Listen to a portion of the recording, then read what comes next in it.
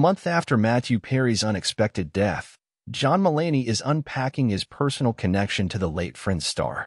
Although the comedic actors never crossed paths, Mulaney told Variety that he was personally affected by Perry's journey with addiction and road to recovery, especially after reading his 2022 memoir, Friends, Lovers, and the Big Terrible Thing. Addiction is just a disaster, Mulaney said. Life is like a wobbly table at a restaurant, and you pile all this S on it, and it gets wobblier and more unstable. Then drugs just kick the FING legs out from under the table. He added, I really identified with his story. I'm thinking about him a lot.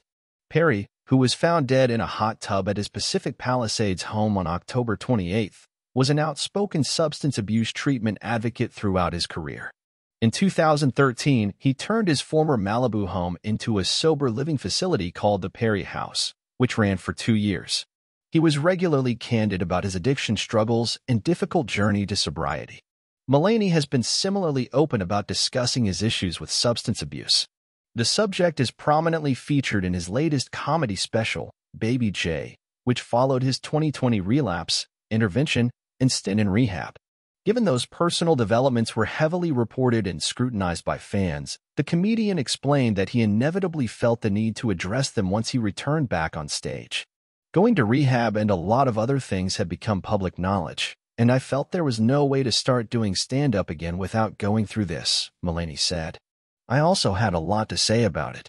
It had been an extremely eventful time, and the goal from the beginning was to do this as funny as I could make it, not as impactful as I could make it, not to pause for dramatic effect. I just wanted it to be a little wilder and put you in my very confident, demented brain during the time of addiction. As for striking the right tone, Mulaney said he turned to fellow comedians for advice while honing the set. I kept asking friends, do I come off like too much of an a-hole? He said. Jimmy Kimmel saw it at the Troubadour and said, yes, but you have to keep it all. He continued, I've had bits my entire career where I think, oh, this is a little dark. I don't know if people are going to go with this. But despite those fears, Mulaney didn't doubt his ability to engage with viewers. For some reason, I attract an audience from 70 years old to 7, and I'm aware of how this is going to play with the great big group that I'm very lucky to have assembled. I just knew that this vein would be interesting to people.